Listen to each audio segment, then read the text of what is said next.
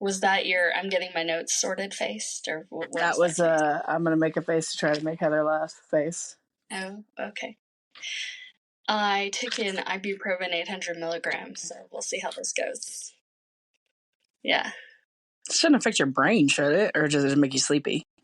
I get a little clumsy. Oh, blah, blah. It's mostly just going to make me very tired. Welcome to the I Love You Bet podcast. I'm Heather, and this is my sister, Rian. Each week, we will revisit relics of our childhoods using our multiple master's degrees to critically evaluate the crap that consumed our misspent youth. So join us, sisters, latchkey kids, cuspers, and lazy feminists as we look back at our past to say, I love you, but... Yeah, I went to... One of the ways I wasted time this week was I went to get a massage, and she was... You have this muscle that runs from the back of the base of your ear all the way down to your hips, and it's completely tense all the time. So, good times. I highly recommend, and I know I said I texted you this, but you didn't respond. Okay. One day this week, because I know you have some extra free time this week. Yeah. When Mom's going to Planet Fitness or wherever it is she goes, 24-hour fitness, Hello Fitness, LA Fitness. Hello Fitness. Hello Fitness. Goodbye Fitness. Do a guest pass with her, because they have a hot tub and a sauna, right? Yes. Yeah. So here's what you do, right? You get in the pool, and I don't know, you don't have to do anything, but get in the pool, get cold, because it'll be cold. Then you get in the hot tub for 10 minutes, and then you get in the sauna for 10 minutes, or however long you can stand it, and then you go in the locker room and, like, immediately run the cold water. And then you get back in the pool, so then you get your body temperature back down, and then you do that, like, a few times. And, like, because I did it, we did that when we went to the spa thing. Yeah. And I did that yesterday, and I felt like the same, like it was just like I was just like human jello. Oh, cool. Yeah, so which was bad because I had a lot to do, and I came home and just like watched 2 movies. And I put laundry away. So I did manage to finally, after like 1 movie, I did laundry while I was watching the second movie. And I remember that's how I feel after I have a massage too, like just that high level of relaxation. So I'm not telling you to join. I'm just saying maybe if you just go with her once, that might also help. And it's cheaper and closer than WinStar. And it's also cheaper than a massage. And cheaper than a massage. So, yeah. And then, because I'm planning to try to do that at least once a week. Like that be my... But I may have to do it later in the day. I'm so pleased. Yeah. I don't know, because Saturday night, like Saturdays and Sundays, they close earlier. So, but we'll figure it out. So that's one way I wasted time. I spent 2 hours at the Y yesterday. I felt very much like Mom. Oh, yeah. Yeah. So I was teasing her this morning because she got up a little early for her and like was trying to get Alfie to get off the bed. And like at 9 a.m. or something. Yeah, no, it was like 9:30. And she was like, Alfie, we're going to go walking. And he was like on the bed, like stretched out, like not moving, not interested in going for a walk. And I was like, dang, Alfie, like you love walking. Walking's your favorite. And then, I don't know, about 20 minutes later, I went into the kitchen and he was standing by the door wearing his bra, aka his harness, but it looks like a bra. And she was like, not ready. Just had one of those flashbacks to like, oh yeah, Mom has ADHD. Like, of course Alfie's not in a rush to get up. Alfie knows. Like, it doesn't matter. He's tuned in. He knows what's up. He's like, we're going to go for a walk. I've got like an hour. Right.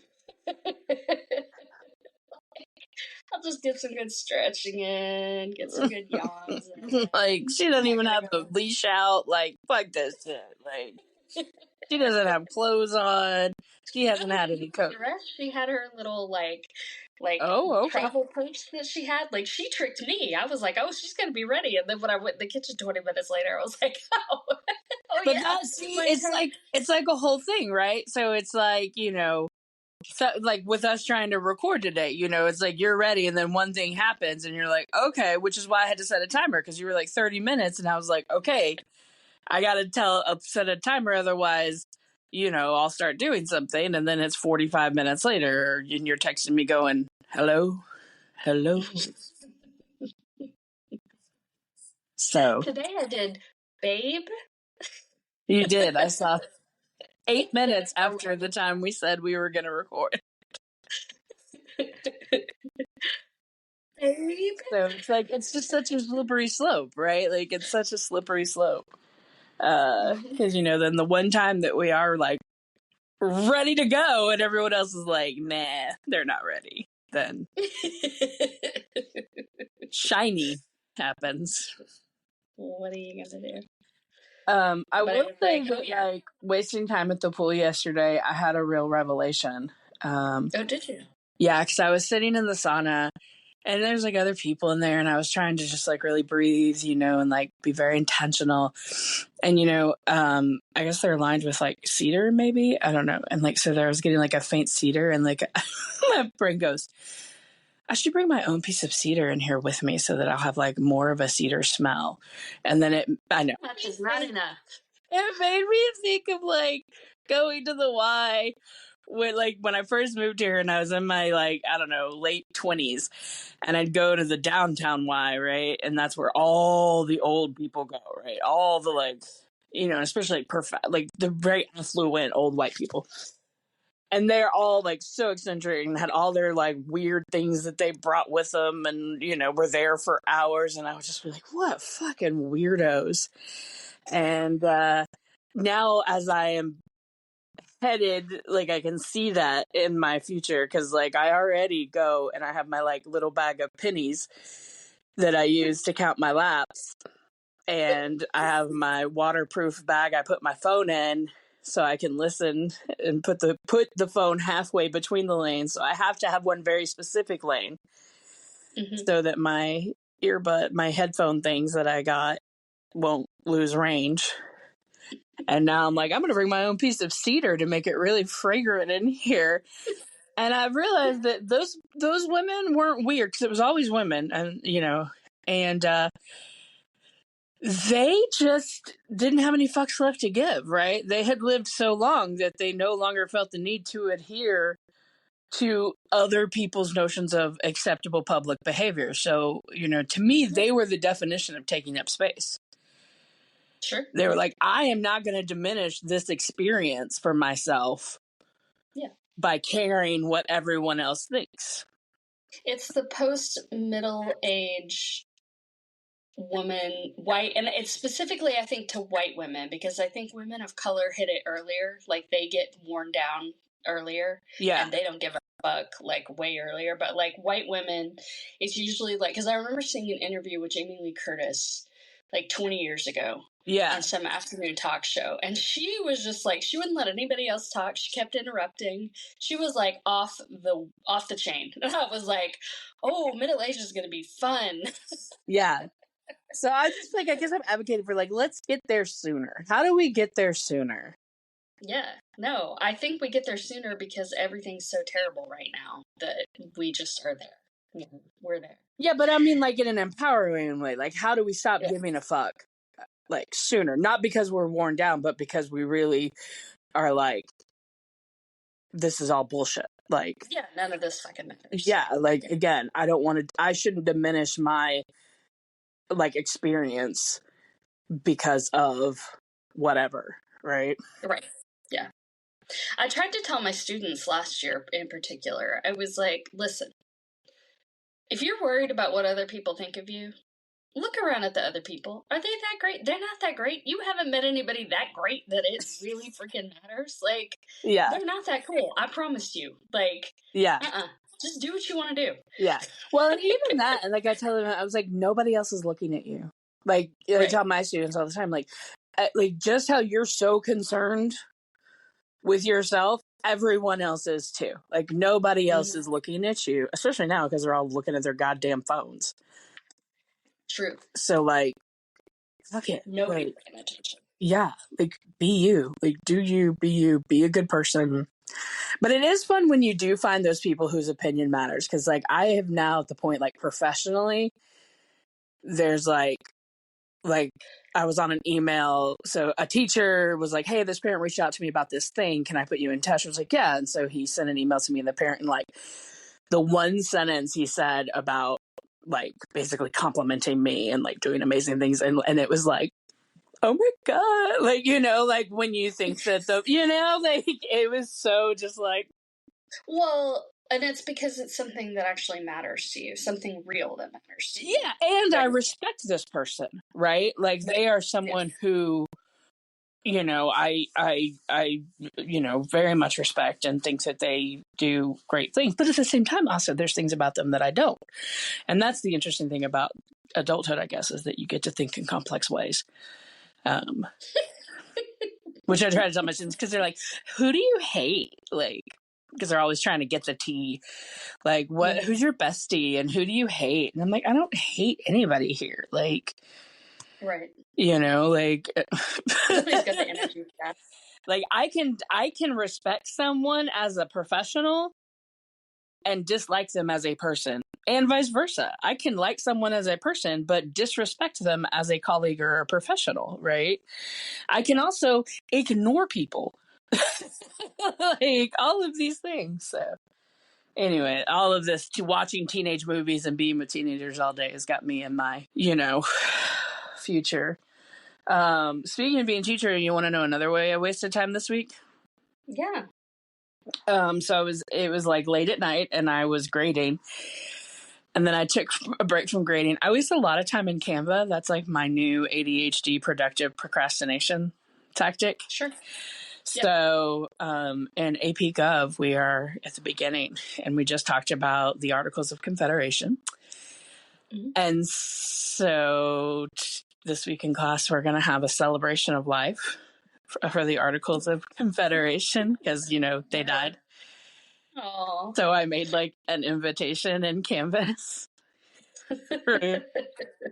in loving memory of the articles, or sort of a celebration of life for the articles with the dates, and it like had a flag and like parchment with, and just to like show them in class and post in Canvas. So I was like, y'all wear black, and if you'd like to you Googleize the articles, then you can do that instead of doing this like written assignment as my like, how do you like, do you get this, you know? So that was fun. My brain's doing fun things this year. I'm hoping it'll maintain. Yeah, I like it. I'll think of that. Same. Because I also wasted time trying to get AI to write a class play on the story of the case Marbury versus Madison. And I stayed up way too late doing it last night because I was listening to a podcast while I was at the pool. And he like told the story, and I was like, this would be pretty fun to do as a play. And so then I finally did it after 2 hours. And then I remembered that I don't actually teach that case until January, or actually probably February. The good thing about knowledge and creativity is that you can always save it for later, too. I know. So I have it now, and I put it, and it's there in the Google Drive. But I was like, that probably didn't need to happen till 1:30 in the morning last night.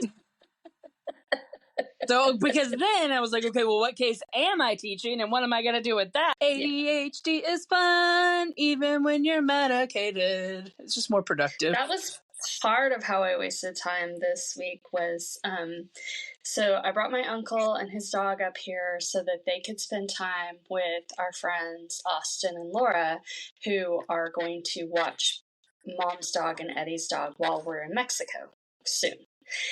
And they were like, yeah, 3:30. I think they got here at 6. Oh. So we had to fill in a lot of time, which was, you know, it was making Eddie very anxious that they weren't here. And I was like, But we got through, and then So is he like worried they're not going to take good care of his precious No, baby? I don't think it's that kind of conception. It's Okay. more like if you say this thing is going to happen at this time. And then we had to change the plans because it was like they were going to come over and we were going to do that. And I had prepped like part of dinner. And then we were going to go swim. Well, he had been wearing his fucking swimsuit all day because all he knew that day was we were going to go swim. So, like, he wore it on the walk in the morning and he wore it all day. He was very excited about this swim. Well, they ended up leaving so late that, like, it was like 8 o'clock. So it was like, nope, now it's time to eat dinner and go to bed. Oh. Yeah. And it was fine. I mean, he has a pool. He can swim whenever he wants. So it's not that big a deal. But, yeah.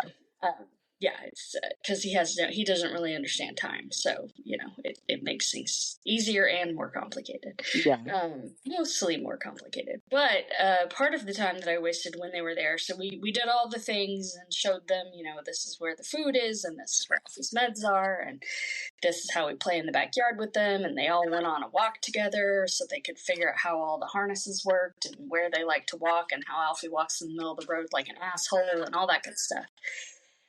And then they came back, and Austin had a D&D game in like a little over an hour. So I made them cocktails, and we sat down, and that was probably the best part of the whole thing, because otherwise it was like all this anxiety and the dogs, and so the part of the point was to get them used to the dogs. Well, the dogs are never going to calm down if everybody's paying attention to them and worried about how they're reacting and all that shit. Yeah. And mom may be on anti-anxiety medication, but she's still full of anxiety when it comes to her dog. So yeah, I was really disappointed they didn't up her dose.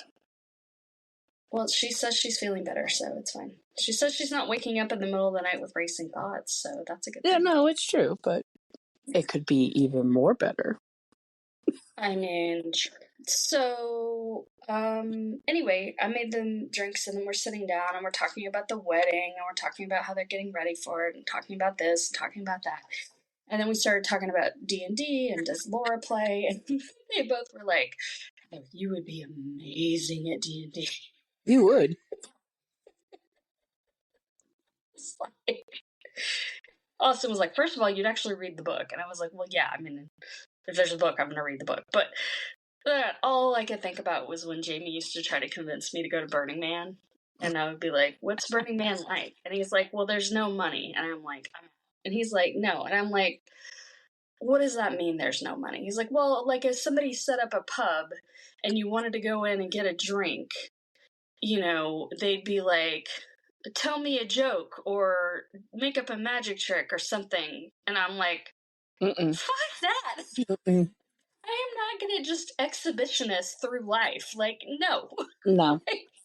And that's what D&D, because it's like, you have to make it all up. But, like, if I'm going to make up a whole world, I'm going to write a book. Like, I'm not going to waste my time doing that. Like, that's true. Too much energy to, like... Yeah. Did you listen to, like, that one of the first episodes of We're Here to Help was the woman calling for help with her accent and character for D&D? Yes, I do remember that episode. It was pretty good. It did not make me want to play D&D, though. Yeah. I do like that I'm at a point in my life now where I can, like, know people and know that people do that and be like, that's great. I love that for you. And not be like, what nerds? How do you waste your time? Kind of going back to, like, what I was saying. Oh, yeah. Like, Okay. Which just means that I'm, like, at a better place of, like, self-love, I think, too. So Exactly. That's a good thing. when you stop yucking other people's yums, you can yum your own yums even better. Your yums are more yummy. You know what's more yummy? Ferris Bueller's Day Off from 1980s. It is still a pretty yummy movie. I feel like it is not as highly rated on IMDb as I thought it would be. Like, I feel like it's a solid film, and it deserves a higher rating. Oh, okay. So I don't know who's going on there and yucking its yum, but you need to calm the fuck down. Like, this is a fairly decent movie. Like, calm down. Yeah. Yeah. Like, the fact that it's an 80s movie and you don't see any titties, like, already, that's a check in my book. Yeah. I mean, there's some some moments I have problems with that we could talk about, but Of for the course. most part, like, Yeah. what do you remember about Ferris Bueller's Day Off, and or what did you forget or whatever? Well, so I actually, because, at the end of the year, end of a semester, we have a lot of free time. And so I will show them my students' movies. And so I played this movie at some point in like the last year or so. So I had seen it fairly recently. I also feel like we watched it a lot as children growing up. So I really remembered everything. There wasn't really anything that I forgot. So it was more just like reminding me of the time they tried to show it to us at Kitty Corral, and it was like, maybe you weren't there, but yeah, it was like, I think it was like during the summer or something, and they were like, all right, y'all, this movie has some words, and as long as we can handle it, we'll watch it. And then like, I think at one point, like when the kids are on the payphone talking to him, they're like, God damn it. And like a kid's like, God damn, like repeated it. And they were like, oh, nope. And they turned it off.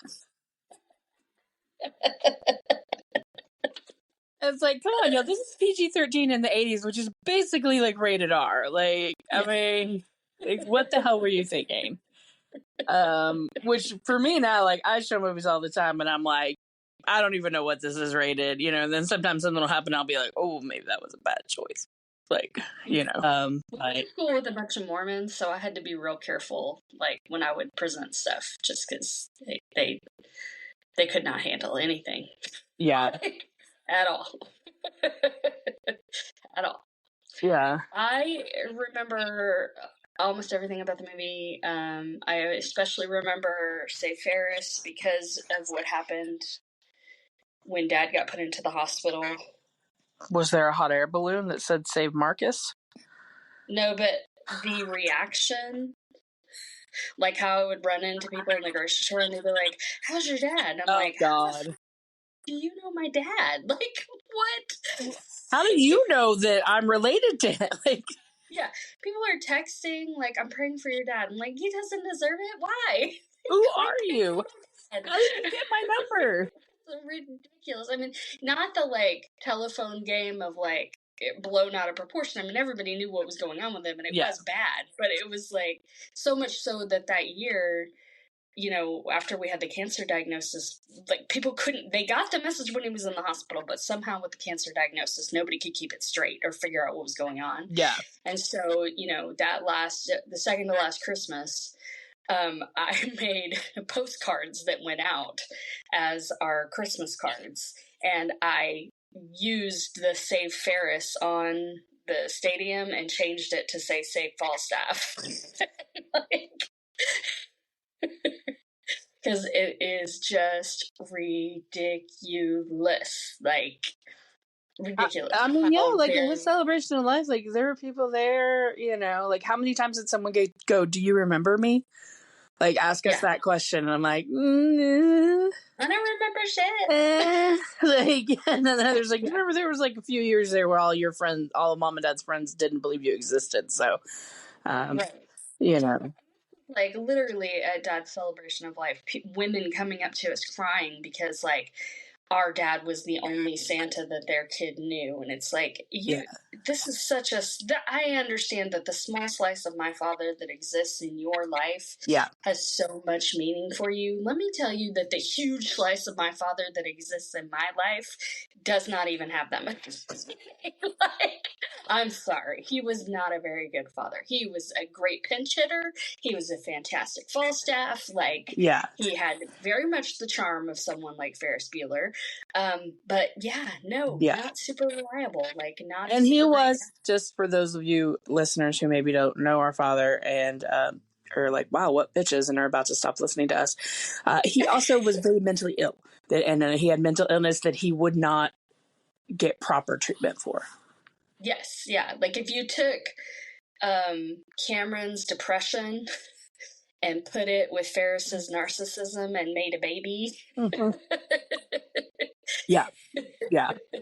That's pretty much what you would have. And made it look like Santa, then that would basically. And Yeah, and also, I know you don't remember, Ryan, but we talked a lot about Dad when we first started the podcast. Well, so. I know, but I mean, like, if a new listener just jumps in, so just that caveat, you know, because like not everyone goes back and like listens from the beginning, right? Like, yeah, there's a whole book that somebody published recently, like in the last year or so, called like "I'm Happy My Mom Died" or something. So, yes, I'm glad my mom is like read that book, and then whatever she says about it and writes about it so eloquently, just transfer that to how we feel. I don't know if I'd say happy. I'd be more like relieved, but yeah. Yeah, it's fine. Yeah. So anyway. Do you want to know the other thing that I remembered that isn't necessarily about this movie, but is tangentially related to this movie? Sure, yeah. You trying to grapple with and asking Mom about why girls would throw their panties at Wayne Newton. Yes. And why, especially because he sounds like a goddamn woman. Like, watching that scene again, and, you know, whatever, we can get there, but, like, I'm like, how is this not a woman singing? Right.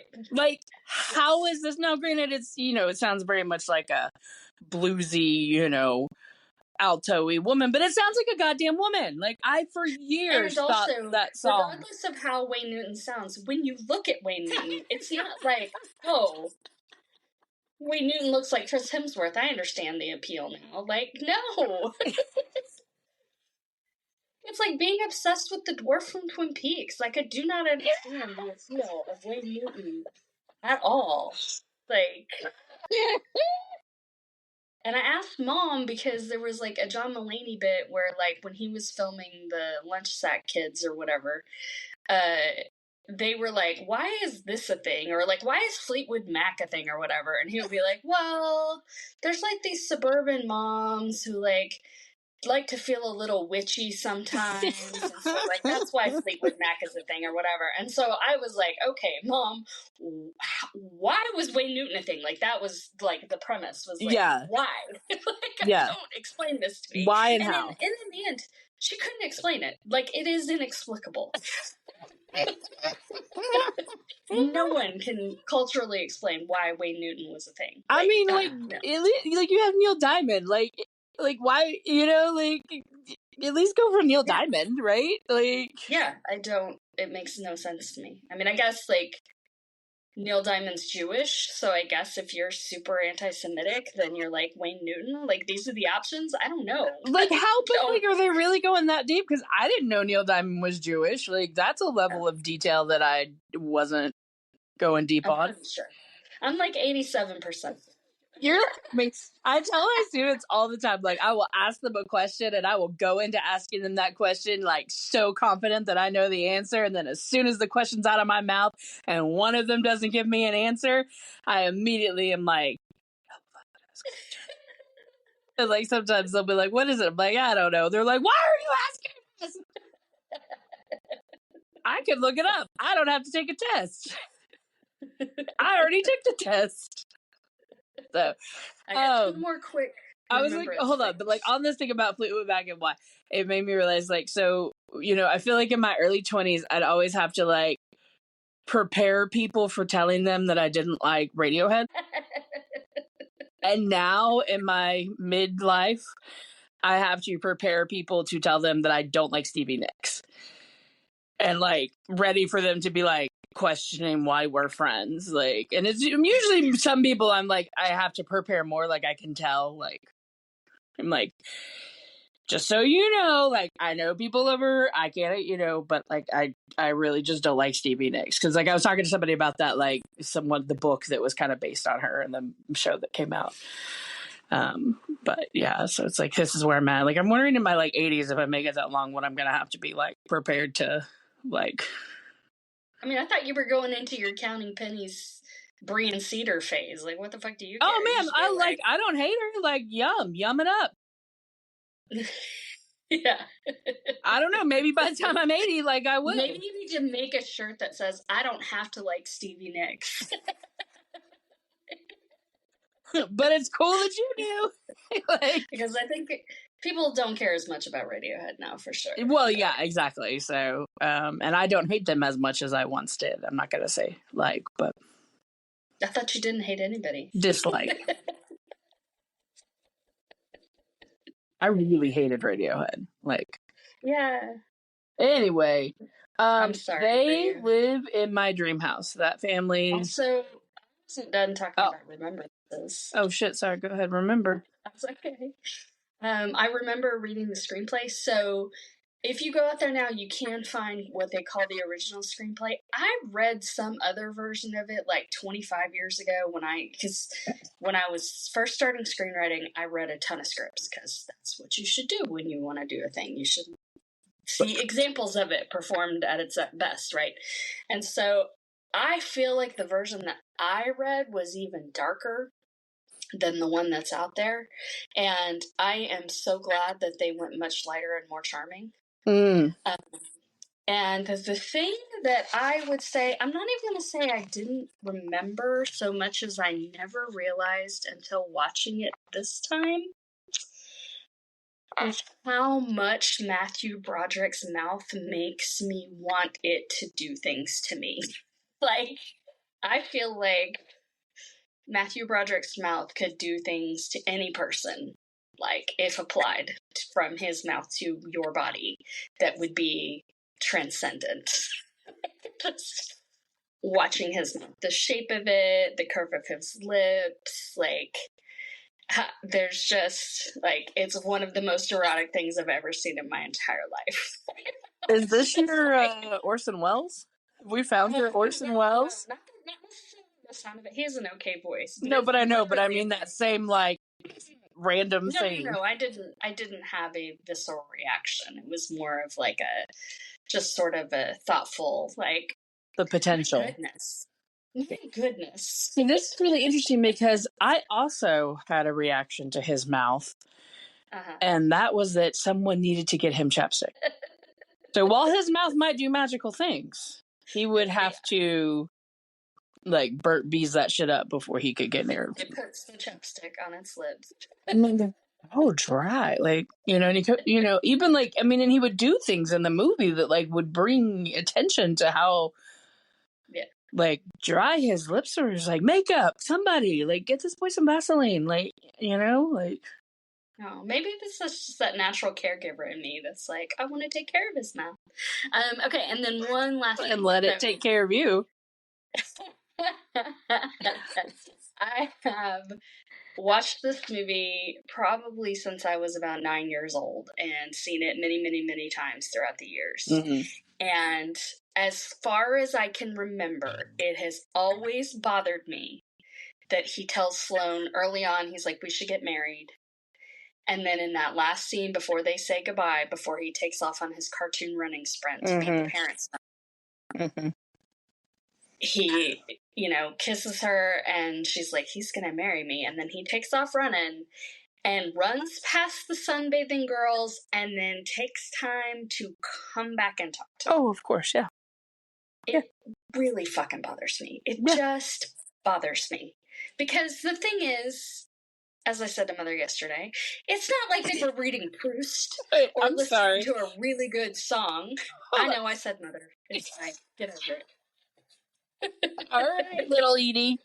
Like, I think if I say Proust and I have to say Mother, I think those terms just go together. But, like, there was nothing they were doing that would attract his interest. It was purely their bodies as objects that attracted his interest. And it just has always bothered me. And what really bothered me about it was in high school when I told my boyfriend that he didn't understand why it bothered me. And I'm just really hopeful that at this point in his life, he has learned enough about the objectification of women to understand why that bothers me. Yes. Well, it's like the same thing, like watching Head of the Class last week. In the opening, old smart dude's like, doo, doo, doo, and then, like, a woman comes jogging by him and he, like, does a double take and, like, checks her out. And it was just like, God damn it. Like, like, I was like, oh, cool, teacher. And then I'm like, fucking creep. Like, the line is so thin. We are not objects here for you to consume and don't fuck off. Right, and I'm, like, also tired. Okay, this is another tangent. I'm sorry, but so I'm so frustrated because but there's like two parts. So one, like, there's an organization in Lexington called the Period Project that reached out to me and was like, I would like to provide your students with free period products. Can you help me make that happen? Yes. Yay. So I send out a Google form on our weekly thing that's like, who wants to have period products in their room? Because kids all the time, if for no other reason, then like girls will be like, can I go to the nurse? I need a pad, like all the time. Like, you know, and so they use it as an excuse. We use it as an excuse to get out of gym, whatever. It's a thing we do. We have very little power. So I was like, hey, if nothing else, like it's there, it's available for our students who maybe their gender identity, whatever, they can just have it, they can take it, and it's one less. I will go one farther. It's like not providing toilet paper. Well, yeah. So also, it's so like the nurse has them. So there are places in our school where they can get them for free, right? Yeah, but you have to go to the nurse every time you have to go to the bathroom to get toilet paper. Well, exactly, right. Yes. And so other schools have done like a locker near the bathroom, you know, the different things like that to make this like, so it's like if you just have a box in your classroom near where your pass is, they can just grab one. And so I looked yesterday and I had 16 responses and it was all female teachers. What? I know. So then I'm like pissed off about that. And I'm like, well, I'm going to give it some more time. And then I may just reach out to some like male teachers that I know and be like, hey, my bro, like, hey, bro. But then I was like watching fucking Instagram videos and there was one where it's like women who like, I sent my husband to the store to get me pads with wings. And they bring back a package of pad and then fucking chicken wings. Like, so it's like multiple videos of that, like compiled together of dudes bringing back pads with wings. Yeah. Just like, yay. Like when most people would be like, oh, yay, you were brave enough to go buy pads for your girl. Like, but you're a fucking moron because you can't read for one. Right. Well, they can't spend that much time in that aisle looking at those things. And like, if one of them got poise pads, like a giant thing of poise pads, and she's like, these are diapers. What did you do? So, yes, and, you know, tangentially, men are fucking assholes, and the only purpose we serve is sex. And if we don't have if we do not arouse sexual desire within them, we are worthless. Also, a couple of problematic actors in this show. Oh. Jeffrey Jones. I knew there was a thing, so I looked it up specifically. Who was that? Which? Oh, okay. Yeah. Also in Howard the Duck. Yeah, he always played really creepy, scary characters, so. Well, I mean, he was the dad on Beetlejuice. I don't think he was scary as that. Oh, that's true.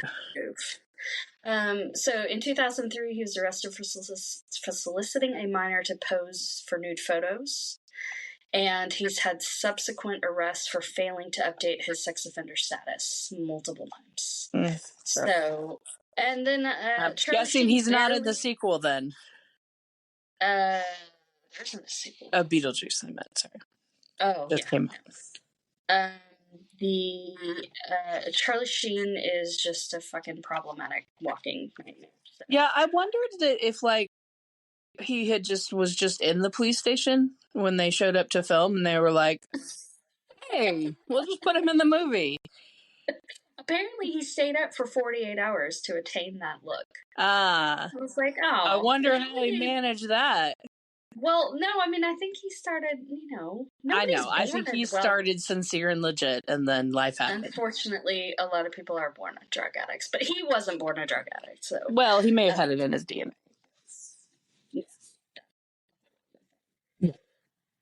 Ew. So you love their house? You want their house? Yes. And I'm almost certain, I don't know, but it's very similar to the, like, Father of the Bride house. So there's a house near school that I used to drive by every morning, and it's just, I love it. It's that same kind of style. Do you know whose house I would rather have? I don't know, but it's probably not in the United States. Cameron's house. Yeah, of course. The very famous modern house. You and Mom. Ugh. Oh, God, that house is gorgeous. It's gorgeous to look at, but it's not gorgeous to live in. Like, why not? You're just gonna have like Uncle Eddie uncomfortable furniture in that house. Like, you can't have comfy furniture in a house like that. Like, you have furniture where like everyone's like, nobody's lying down anymore. Like, or nobody's sitting up anymore. Like, I'd come to your house and I'd be like, there's nothing I can sit on because I won't be able to get off of anything. Like, I would just be stuck there forever. I mean, I'm never going to pay that much money to live in a house, so... Yeah, I know, but... It's not really a problem. That's okay. Starting off very early on, how am I expected to handle school on a day like this? Like, just gorgeous. Soundtrack, excellent. Yeah, it does. Which is a stark contrast to the movie we'll be talking about next week that I may have happened to have already watched. Yeah, there was definitely me commenting on like, did you ever skip school in high school? I skipped school, but I never did a Ferris Bueller's Day Off. Like, yeah. What did you do when you skipped school? I usually just stayed home. One day, I took the time to play back over and over and over again, "It's the End of the World as We Know It, and I Feel Fine," so that I could learn all the words to it.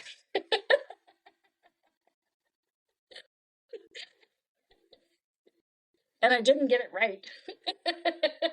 That's okay. Michael Stipe doesn't get it right either, so... We didn't have an internet, so this was not available to me. So if you wanted to know those kinds of things, you just had to do it yourself. But put the research in. The only time I ever cut school to go to a thing was one time with Eric, senior year. He, like, got to go play in Fort Worth at some fancy golf course. Oh, you've talked about that, yes. I have talked about it because it was such a seminal moment for me to learn how much I hate rich people. Dad let you skip school once, didn't he? Like, go to something in Dallas, like to go to a concert or go do something like... No, I drove around with him one day and he lied to me all day and told me that Tim Roth was filming at the studios in Las Colinas. So if we drove around, we might see Tim Roth. Fucking liar.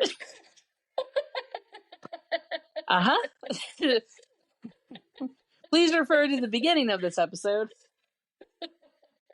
Which doesn't sound like that big a deal. Like, oh, your dad lied to you about Tim Roth, whatever. Why were you a fucking nerd in high school who liked Tim Roth? Like, okay, and... I mean, if Dad had lied to me and said that Seth Green was filming, like... I mean, at least, honestly, Dad knew you well enough to, like, know to make that lie. I don't think that by the time I was your age, he would have been able to even, like... Yeah. Who do you like? Who are you? Like... But it's more that when someone lies to you so often, you never know when to trust them. Yes, and this takes me into my next point. Yes. And I'll talk about how I skipped school. But I have an inherent distrust of privileged white boys. And it unfortunately comes out of my teaching. I'll expand on that in a moment. But when I skipped school, so when I was a junior, because I remember going with Mike Mignoki, and he was a year ahead of me. So I guess when I was a junior, we planned a day where we skipped school, and then we went on like an epic CD buying trip down to Dallas and went to like CD World and CD Central and Bob's. Was it Bob's? No.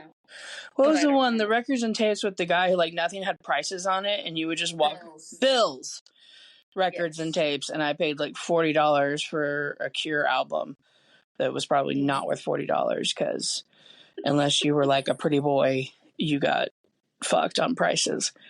Yeah, you should have sent a friend. I should have, except I don't know. I was with Mike and Chris, if you remember my friend Chris. Oh. You should have made a pretty friend.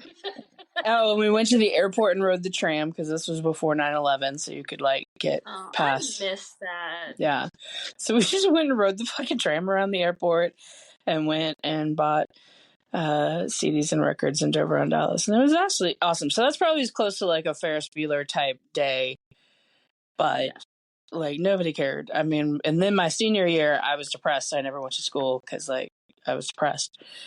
And I remember, like, Dad was friends with the truancy officer. So that kept me from not graduating. So that, and, like, Dad, that was when they would call home and be like, your son or daughter missed school today for this reason. Please bring in an excuse. So Dad got on the computer and typed up one that was like, my son or daughter, and then he circled daughter.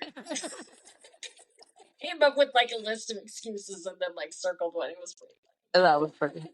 I mean, and then I would just start forging Mom's signature for things too. So, I know nowadays we couldn't do that. Now it's like your student, because you never know. But You never know. so distrust of privileged white boys, right? So, and some of it is inherent, like I think from the media that we consumed, and I think some of it is from teaching privileged white boys.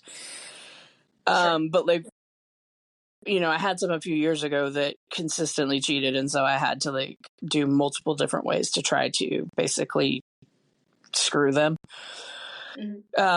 So, and now when I get students who remind me of that kind of their type, like so I had one who came in to take a test after school because like he couldn't take it during class for whatever reason. And like I had already created a second version because I was like, oh shit, now the answers have been out there long enough, you know? Because like it's not my inherent like thought to assume that students want to cheat, especially in like an AP class.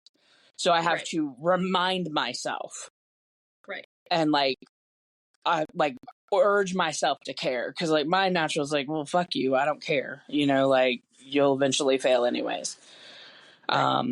So I made a second version, and like he comes in and he's like just like talking and, you know, telling me about his business that he owns and like being very friendly and like asking me questions, and I'm like, you're too nice for this type of white boy that I'm used to. What was the name of that little boy in the frat house next to us when we lived on High Street in Lexington? Oh, who came over and introduced himself? Yes. I don't. Colin? Yeah. Colin. Was Colin? it Colin? Yeah. We're like, whenever the music would get too loud.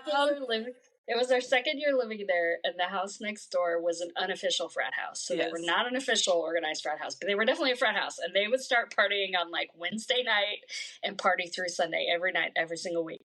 And like he comes over in his little khakis and shit, and I'm sure his salmon pants and belt and whatever, and came over and was like, "Oh, ma'am, like his good God."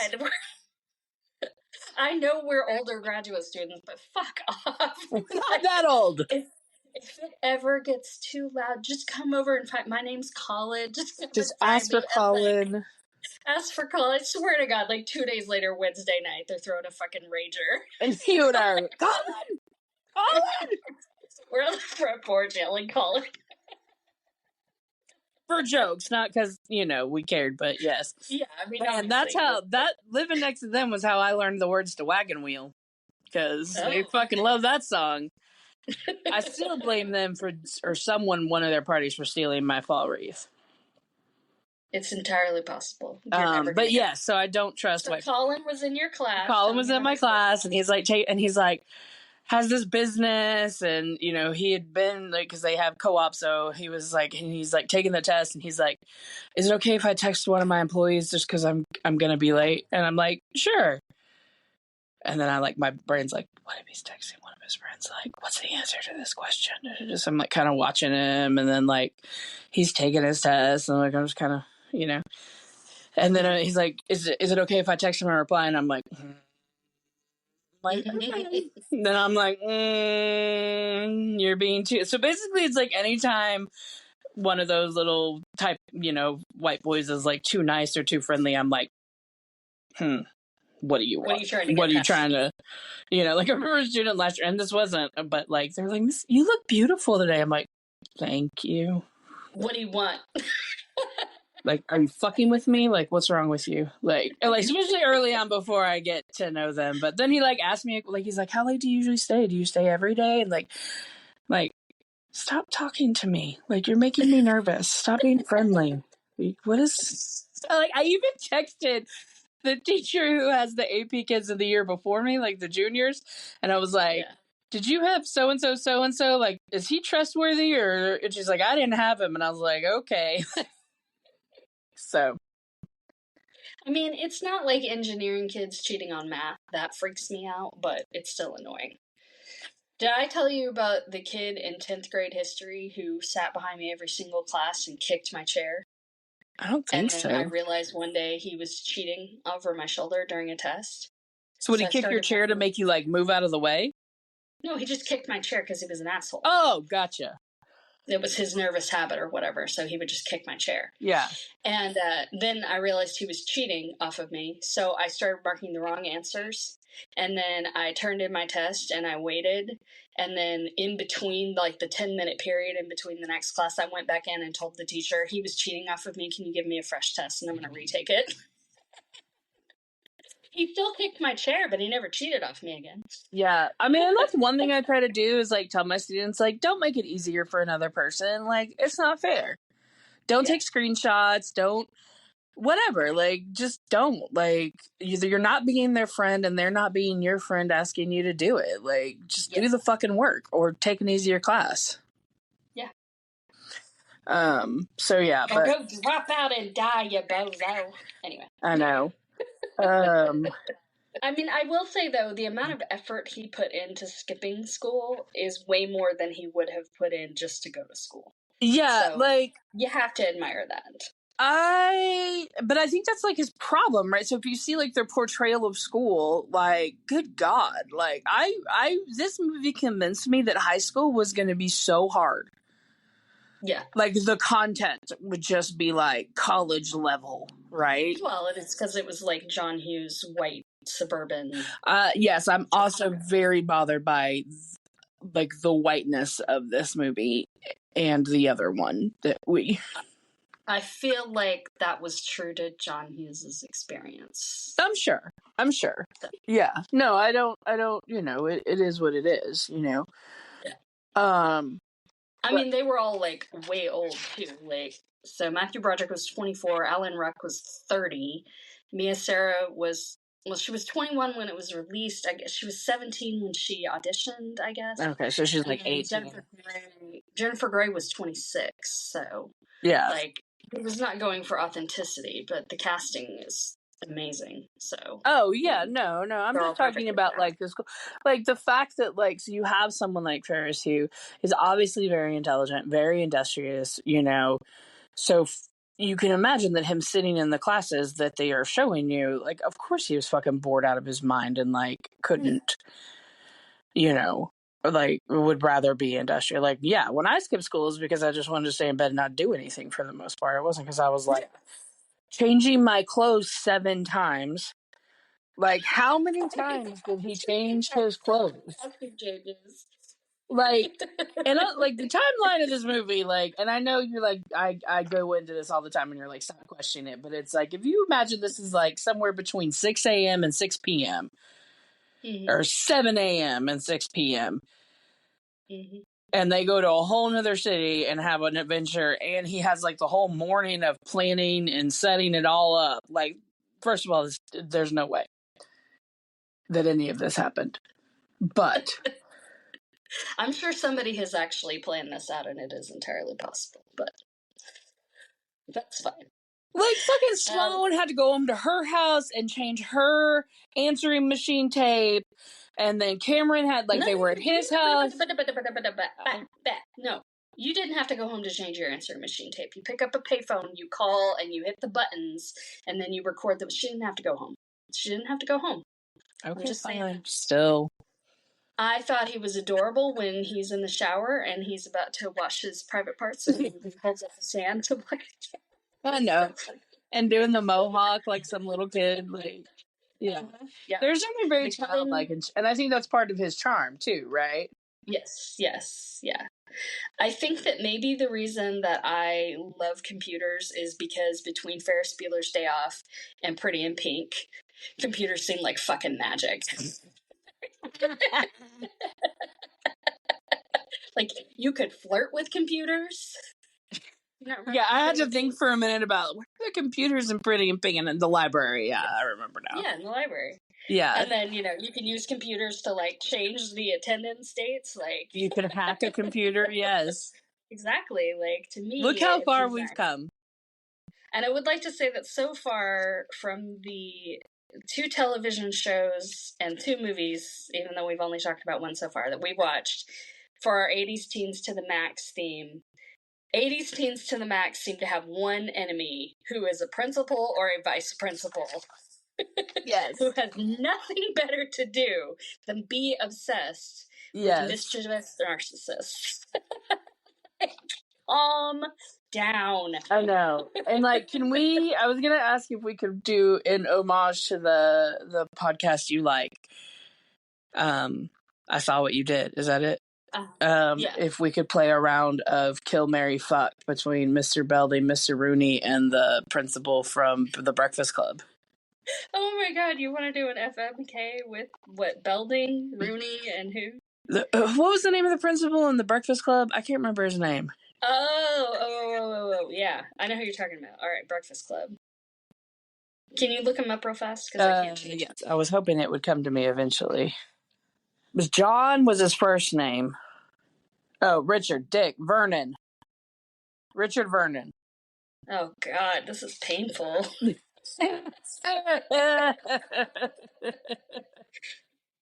I haven't actually thought about it because I didn't know if you'd agree to it or not, so.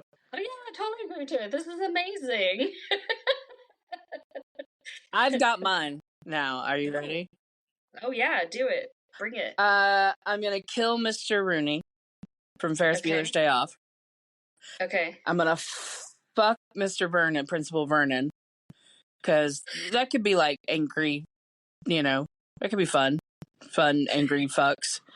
And then I'll marry Mr. Belding just because, he's like nice and dorky, so whatever. Like, I can deal with that. Also, principals work a whole lot, so, Well, especially Belding. Yeah, sure. Yeah. So you said you would kill Vernon? No, kill Rooney from Ferris Bueller's Day Off, fuck Vernon from Breakfast Club, and marry Belding from Saved by the Bell. Okay. I'm going to cut this out, but hold on one second. I'm trying to remember, because I was going to send an FMK into that podcast, and I was like, you just reminded me that I wanted to do that. Oh, okay, well. God damn it, what is that Jason Statham movie called? Okay, I made myself on that. Okay, so FMK Principal Edition, Belding, Rooney, and Vernon. I'm going to kill Vernon because I can't stand him at all. So that's how I feel about Rooney, but I would fuck Rooney just because it would be fun to like get one over on him. And I feel like he obsesses about things, which can be kind of fun for sex. And then I would marry Belding just because you're right, it's like a steady thing. But, just also because I couldn't marry either of Rooney or Vernon. There's no fucking way. There's no fucking way. That was fun. Thanks, friend. You're welcome. That was good. Hey, Ferris's dad has advice for feeling better that's a lot like our mother's. Wrap a hot towel around your... Wrap a hot towel around your... Take a shower and get some rest. Have a hot shower and get some rest. Wrap a hot towel around your head. I think like the mom and the dad had very similar haircuts, which was interesting. Oh, I had it in here somewhere, but his mom is like the 80s, like she wins 80s professional mother in hair, makeup, and wardrobe. Like, okay, hold on. Wardrobe, like the stripes and the plaid together, like... Mm-mm. Yes. For the 80s, yeah. I know, but still. That was a professional look. I did write down the word fringe in all caps with like 7 underlines from Sloane's jacket. No joke. And I don't know why, but in some way, like in my mind, when I see her wearing those boots, I'm just like, ugh, because some reason in my brain, she's not wearing socks. I do kind of feel that way. And it's weird to wear the like half tall boots with shorts. Yeah, even though they're long shorts and a jacket, like, oh God. Ugh. Yeah. It's a lot. Drive home backwards. That's just shit. Like, I mean, can we just say Ferris is a terrible friend? Like, he is a very bad friend. He is a bad friend, but his confidence is contagious. And, like... That doesn't make him a good person. I know. That just explains why people put up with his bullshit. To be in his light, to be in his glow, like, you can feel, that it would be very hypnotizing. Yes, I know. I've been there. It's stupid. Really. I know, you fall for narcissists all the time. I also think that part of what makes us so actually I have like so much stuff to say about this movie. Okay. In a deeper way. So like to me, I think part of what makes this movie compelling is also Valentine to Chicago, which adds depth. Yeah. And then there's small conflict kind of built in throughout the entire, so that it really heightens it once you get to this like ridiculous frenzied cartoon ending. And I don't think that would have worked as well or at all if you hadn't had these little conflicts throughout kind of building all the way up. Mm-hmm. But I will say that it has always bothered me and I don't make a lot of good financial decisions in my life, but why the fuck would you drive that gorgeous car and then just pay to park it for the day? Wait. Well, the car, yeah. Once they were in the city, like I didn't understand. I never understood that. That made no sense to me. But that's all right. Well, it just goes back to like the assholism, right? Because it's like, okay, you need the car to prove to Rooney that you're her dad. Okay, well, let's take it back now. And so it's like I think it's like that narcissistic, like, no, I won't accept defeat. So it's like, if it's not his idea, also, then it gives you the whole side story with the valets and stuff. So and like Cameron having to like confront his dad and whatever. So it serves its purpose. But something that I've never noticed before, probably because we've only watched it on television, they may have chopped it out of the frame. When they were at the Sears Tower, the dudes with the hats. The dudes with the hats, fish, and then they had giant feathers coming out of them. Like, I was like, y'all are like some Knights of Columbus, like Masons, some kind of bullshit. And like, why are you wearing your hats in public at the Sears Tower? Like, those were some hats. And then wear some hats. And then they go to Chez Snobby, and I don't know if you know, but did you know there's actually more than one Sausage King of Chicago? I did not, but you totally skipped the stock exchange. Oh, what do you want to talk about stock exchange? It fascinates me.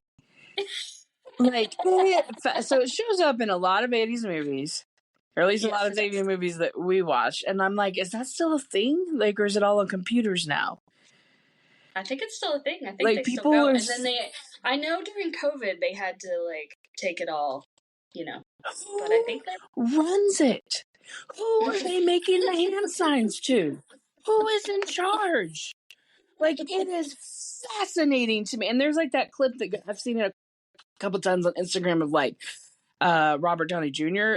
Like in the 80s, he went there for some reason, I guess for some part in a movie, and he's just like, and like, they're talking about him. He's gonna like ring the bell or whatever. And no, he's just like, and then they talk to him afterwards, and he's like, that building is like the most money-grubbing, soulless, fucking bullshit, like, whatever. So it just kind of made me think of that. But like, yeah, like, I think it's the stock exchange, like watching Trading Places, and this is just, there's like part of me that's just like fascinated, like from an ethnographic standpoint, that's like, how does this work? Okay. Anyway. Yeah. So there's more than one. So like, but now I want to write, because at the end, his dad is at, like with the taxi cab with the two dudes, and he keeps calling the guy Abe. So was he having lunch with the Sausage King of Chicago? I mean, that's entirely possible. Okay. There were definitely way too many near misses that were like, I don't know that we needed all these near misses. Why do these adults not know how phones work? Because they're idiots about technology. Like the principal, the maitre and all of this, like, have no idea how phones work and phone lines. Great. But phones aren't new technology at this time. Like, hey, I just saw. Can we talk about the huge flowers at Chez Snobby and how they were both ridiculous and beautiful? Like, I never noticed that before. Like, I didn't really notice it this time. Table yeah. and like they were just fucking gorgeous, and I thought it must cost so much to eat there because those flowers are Well, I always thought that about like Gilmore Girls, right? Like how they always had the giant fresh flower, like rich people. But on the flowers, like when he gets the delivery of flowers, and I've seen this in other movies and I haven't said anything, but like those in their 80s, the red flowers that look like they're made of plastic, they look like giant tongues, and then they have the like things sticking out of them. Mm-hmm. Like, I meant to look it up and see what those are. These were everywhere in the 80s. Do you know what I'm talking about at all? I do. Yeah, because they were on this. They were in, like, something else we watched recently, and I'm like, why were... Oh, it was in the one with Rodney Dangerfield. Like, there was some of those at their party, and I was just like, why were people obsessed with those flowers? You know how I am. I love, like, why things change. Like, where do they go? Where do those flowers go? Like, suddenly we don't like those flowers anymore, right? And, like, singing telegrams. What happened to singing telegrams, right? I don't think that singing telegrams were ever that big a thing. Like, I feel like movies made more out of singing telegrams. Okay, because I was like, in Beaches, she did that for a living. Like, this fucking nurse with pluck and fuck, and Clue. I guess maybe it was movies. But, like, why shouldn't they be a thing, right? Like, you send cookie bouquets and fruit bouquets and flower bouquets. Like, I'd love to get a singing telegram. We should bring it back. All right. Okay, go ahead. Can you tell me what consumer ed class is? Economics. Oh, is it? Maybe it's like home ec. Consumer ed? Like, it just sounds like how to spend money on things. Like, that was probably like home ec or just an economics class. That Jeannie was missing. Yeah. She was missing consumer ed. I don't. Then the sunglasses where Rooney flips up his sunglasses, the edit for that was really, really good. I really want to go to that pizza place and play those arcade games. We went to, it reminded me, yeah, there's definitely some nostalgia in my heart for that. Like, it made me think of, like, there was, like, a burger place that we went to with Kitty Corral once or twice, I feel like, that had arcade games like that. And then also, like, Pizza Hut, going to Pizza Hut. But like as soon as he walked in, I was like, this is a pizza place. And then it was, but when Cameron is staring at that famous painting. Yes. Hold on one second. I wrote it down. It's a Seurat. Seurat's A Sunday on la Grande Jetée. Yeah. I used to have a bookmark of that. I remember buying a bookmark of that on some field trip to a museum. Mm-hmm. Do you think he thought it was like one of those magic eye posters and he was waiting for like something else to come out of it? I'm just kidding.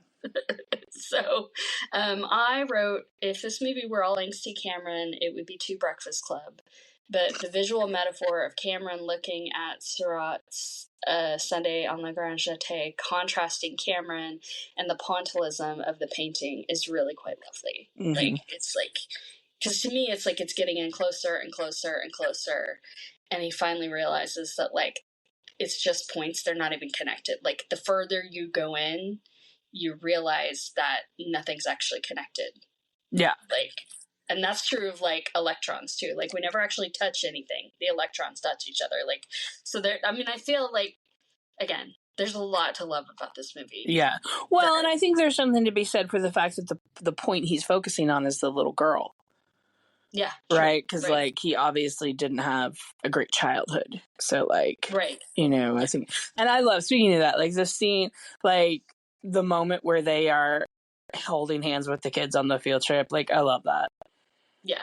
Like, just the whimsy of it, right? Like, because I think that's something I miss, and what I love the moments when I can actually get my students to be silly and whimsical and have fun.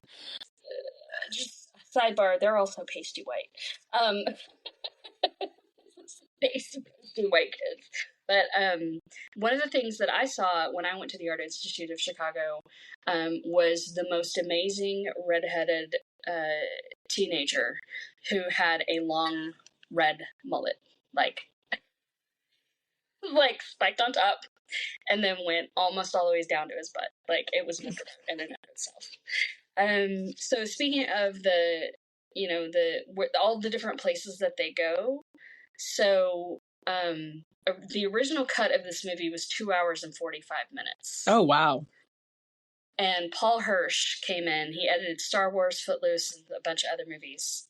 He came in and saved it. But the art scene was originally after the parade, which when you think about character development makes sense. But from the perspective, like, it doesn't work because you have to go like up, up, up, up, up, and you can't top the parade. Like, the parade is like the highlight, right? Like, yeah. So you have to build everything up to the parade, and then after the parade, they can go way down with Cameron. But you can't, like, have the parade and then go to the art museum and then have Cameron drop. Like, it doesn't make any sense. Yeah. Barry Wurst, I was reading a bunch of different stuff about this last night, but he called this movie a mixtape. And I thought that that was true of the script, too, because I was rereading parts of that, too. And it was just really that he needed an editor to make it a quality mixtape. And I think ultimately that's what happens with the film. Did you know there's going to be a spinoff? Like now? Yeah. 2024 it was announced. Ugh. But guess what? It's going to be about the valets who take the car out. So it's like a gonna separate be the white story? Kids. Yeah, like it's literally a spinoff. It's going to be like their story. I feel like there was a TV show at one point. There was a TV show. Okay. Research into it, but you were right. There was a TV I didn't show. do it.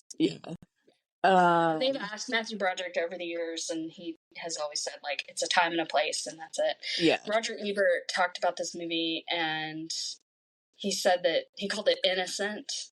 And I think that compared to a lot of the 80s teens behaving badly that we've seen, there really is an innocence to these characters, you know? Oh, yeah. Like, he's not trying to get Sloane to bed, like, you know, but he clearly is physically attracted to her, like, they kiss at various points and different things like that. And it's like, they kind of take care of each other, you know? They kind of, like, rotate through the circle of, you know, who's in charge and who's, you know. Yeah, I do like that you see the moment between Sloane and Cameron, so it's not just like everything is about Ferris. Like, you know, no one's a third wheel. Like, they are also friends. Can I just, I know I get too hung up on some of these details like this, but a parade in downtown Chicago in the middle of the weekday? Yeah. That's not a thing. Yeah. I'm going to ask my friends. It was a thing. It literally was a thing. So they filmed it twice. The first time it was on a Saturday and it was a real parade. And the second time they said, come be in a John Hughes movie, and it was on a weekday and people did. Okay, but yeah, but like there's not like an actual parade. Like Chicago's not actually having parades in the middle of the fucking week. I know. It's so grumpy. Gives me something to do. It's what I bring. It's what I bring to the show. Is it? Does it have to be? I love that both you and I have had versions of Ferris Bueller's Jacket at one point in our lives. You know that's true. So, I miss that jacket. It was so pretty. And I remember, like, I was doing this after-school program with middle schoolers, and little John Coleman, I won't go into that, but it's just like, this jacket is amazing, Miss Davis. Where did you get this? Like, the lines and the colors. I was like, oh, honey, bless your little heart. Wonder where he is now. Something else I was going to say, sorry, like, before I went off about them being very good. Like, yeah. I like the point where I like that you see that Ferris is like, look, we're headed into this future when we have to be adults and we have to grow up and we can't do this kind of shit anymore, right? So it's a kind of like the last hurrah of trying to be completely irresponsible and carefree, which I don't necessarily agree with that. Like, I mean, maybe the irresponsibility part, but just like well, if you think about like where they are, I mean, they're obviously upper middle class white kids. Yeah. Like they are. There's these tremendous expectations on them that they're going to go and do things, and they aren't going to get to fuck around. Like, I mean, there is a truth to that. So, but I did like too, like when, you know, Sloane and Cameron are talking, and she's like, "What do you want to do?" And he's like, "I don't know," you know, because I think I felt that way when I was a senior in high school. Like I had I had ideas, but when it really came down to it, like I didn't have a fucking clue. I didn't go to college because I wanted to. I went to college because I didn't know what else to do. I didn't know what other option there was. And so, when I see students now, and you knew what you wanted to do. Did I? I did. Well, you wanted to go to film. You wanted to do film, right? Well, yeah, until I got behind a camera and everything fell apart, and then I dropped out of school and didn't go for a year, and then went back and was like, "How do I get out of here fastest? English lit degree? Yep, let's do that one." Yeah, it's interesting to me that we had. It's fun, the narrative of your life that I have in my head and where the gaps are. Because I don't remember that. I mean, I know you did English lit and a film minor, but I thought it was because you hated all the dudes talking about Star Wars. No, I definitely hated all the dudes.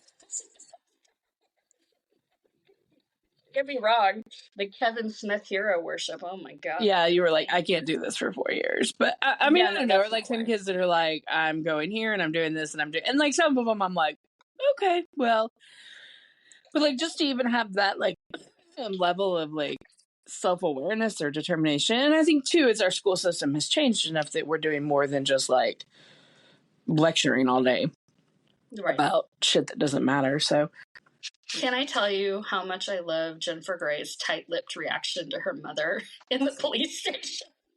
Her and her mother in the car is pretty much what I imagine you and Mom like when you were 16 and 17. Definitely. Definitely. Mom wouldn't let me drive. Well, yeah, I mean, not necessarily driving, but just in general, But then when she's there and she's doing her tight lip reaction to her mother, and then she's like, let's not ruin it, and she's trying to be flirty and cool with Charlie Sheen, and she turns around on the stairs and gives out that big dorky laugh. Yeah. It's so good. And then the music has these motifs that come back in, and during that one, they have a music motif that comes in. It's just so there's just these little pieces of the editing that are really, really beautiful. And then another gorgeous piece of innocence was that the dad drove. He had a vanity plate, but his vanity plate was Mom. Yeah. So sweet. That dad was a boob. Yes. Rooney's tattered ass shoe landed on that porch. Oh my god. I know. Rooney, the parts with Rooney were probably the parts where I just checked out because I was like, you're just a terrible person. You're sad. I just felt sorry for him and just yeah. But the bus, do you want to go there? The scene is so gross and weird and perfect. It just. And then I love that at the end, I forgot that Ferris comes back out and he's like, what are you still doing here? Go home. It's over. Perfect. Yeah. Mm-hmm. Yeah. It's good. Okay. They did that. There's a Blue's Clues movie where they do that. He's like, no, really, it's over now. Go. Bye. It's cute. So, not only did this film have an amazing editor, it also had an amazing cinematographer, Tak Fujimoto. He shot Silence of the Lambs, The Sixth Sense, and the first Star Wars. So there was not one, but 2 Star Wars dudes on this. So apparently, if you take the people who are not George Lucas and helped with the technical side of Star Wars and then put them into something else, I like what they do. I appreciate their technical ability. I just can't fucking stand Star Wars. Hey, hold on. Stop yucking the yum, Heather. Stop yucking the yum. I mean, I feel with that one is so universally popular. Am I really yucking them? That's true. Really? Anything else to say about Ferris Bueller's Day Off? I don't know. So, and again, because this goes very to my career and my chosen, how I spend most of my time. Yeah. But watching the way the classrooms are and the teachers are, and again, upper middle class white, right? But in the 80s, and even when we were in high school, that's what we did. When in the history class, I went in and I took notes. The teacher talked and wrote on an overhead projector, and we wrote. Yeah. And then what they were talking about, and the fact that they're talking about voodoo economics and the I don't know, the something accord, I don't know, shit that I know we don't teach in high school anymore. And I'm like, was it a philosophy of like knowledge for the sake of knowledge? Like, getting back to this, like, what is the point of education? Because I don't like the idea of education being about creating people that can just become cogs in the wheel of our capitalistic system.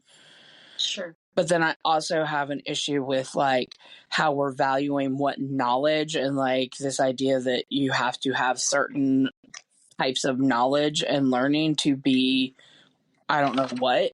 I mean, just like the idea of like being college and career ready and post-secondary achievement are like the phrases we're using now. And it's just like, can you goddamn think? Like, can you fucking think? Yeah, I think with that, I mean, the school that they were in that was representative of where John Hughes went to school, it wasn't career ready. It was all college ready. I mean, those kids were all going to go to college and, Yeah. Well, and I think even when we were in high school, it was college ready. Like that, again, like it was just like, and we've seen a backlash now in the last, I don't know, 10 or 15 years. Because even like when I did my long-term sub thing and I was telling kids, like, don't go to college, right? And like one of them was like almost crying because she was like, nobody ever told me that this was a choice. Like, this is like, I've done all these applications. I've never thought about anything else.